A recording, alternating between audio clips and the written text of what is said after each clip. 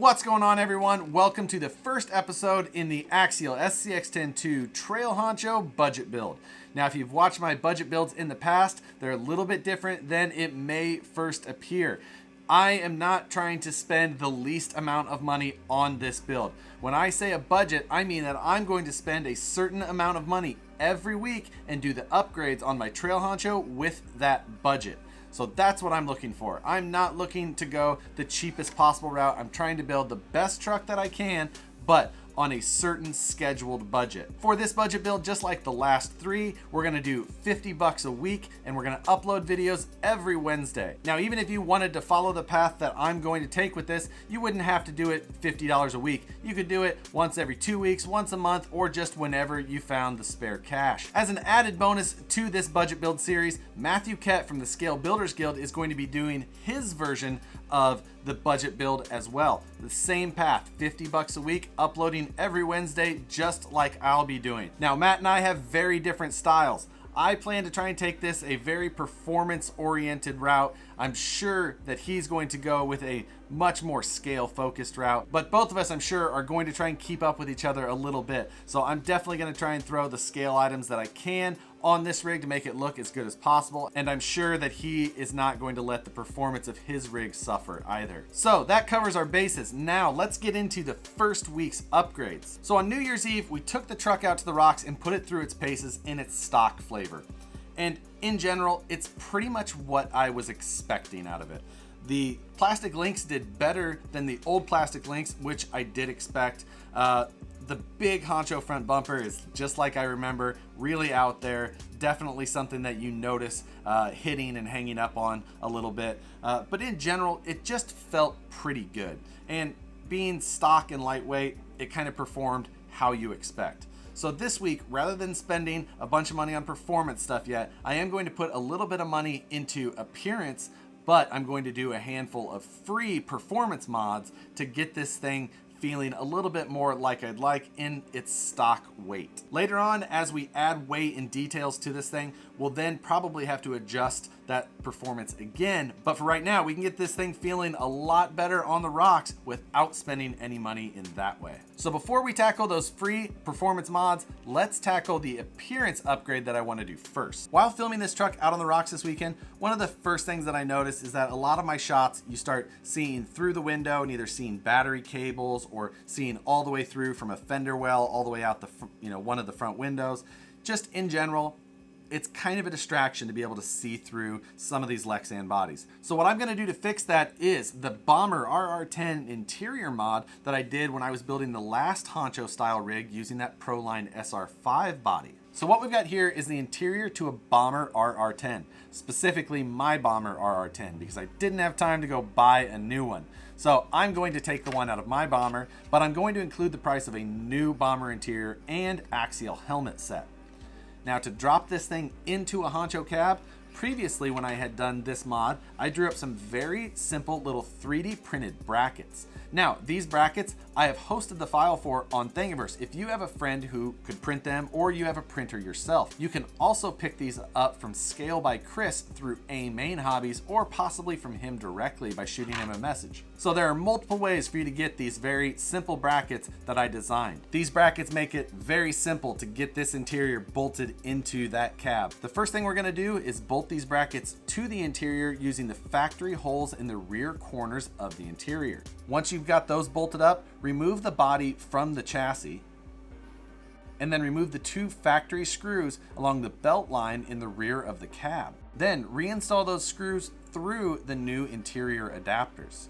On the front side of the interior, you can either use some double-sided tape or some hook and loop.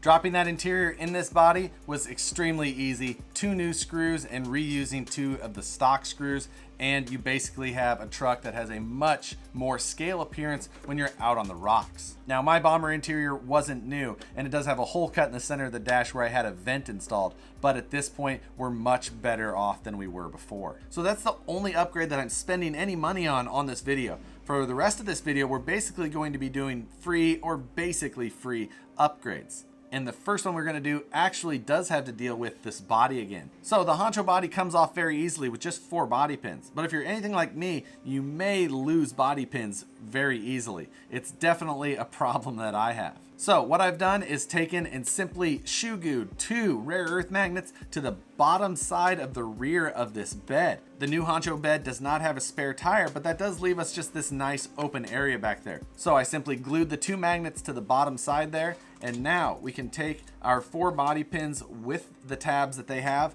and just drop them in the rear, and they'll all stay there. So now onto the chassis. What I want to do is try and lighten up this suspension a little bit without actually having to buy or build anything. So what we're going to do is take the 1.13 spring rate springs out of the rear and swap them with the 2.63 spring rates that come in the front. That's going to lower our ride height a little bit in the front when you add the battery.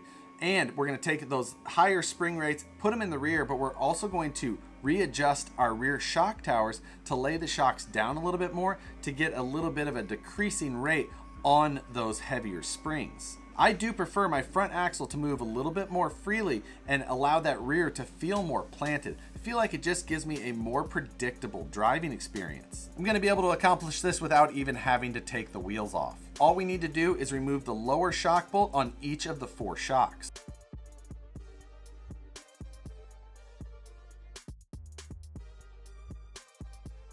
With the springs removed, you can simply make sure that you note the color and then swap the yellow to the rear and the white to the front. Before reinstalling these spring cups, note that Axial recently changed the design of their lower spring cup to now add a clamping feature. Now these are designed to be clamping, but they do not come with the screw. So we are going to simply add the 3mm screw to hold these into place so we never lose another spring cup. So now you can feel that the front suspension is very soft, and it'll really keep your ride height down and allow that front axle to move freely around on the rock. Now the rear suspension feels stiff. Probably a little too stiff. So that's where the next mod is going to come in. And that is, we're going to take this left shock tower and switch it to the right side and vice versa. And at that same time, we're also going to move them forward. The Axial Honcho uses these legacy body mounts, and we need to keep those holes in the same place. So when we switch this passenger side shock tower to the driver's side, we're going to move it all the way forward, and that will keep that body mount position in the exact correct spot. So to do this, we're going to remove the 2 upper shock mounts and both lower screws on each shock tower.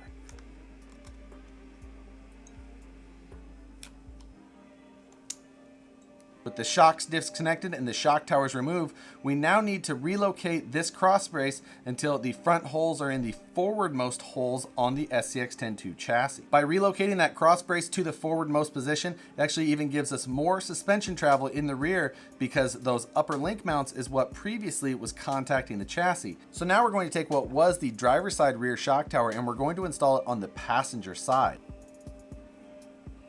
Next, we're going to reinstall this rear shock in the forwardmost shock mount on that shock tower. This is required just to clear the shock tower so that the shock still moves freely during the suspension cycle. However, even in stock form, the shocks still bind on the shock towers just a little bit. If you've got a small spacer like this 2mm spacer that I've got here, you can install it between the shock and the shock tower to free up your suspension even more.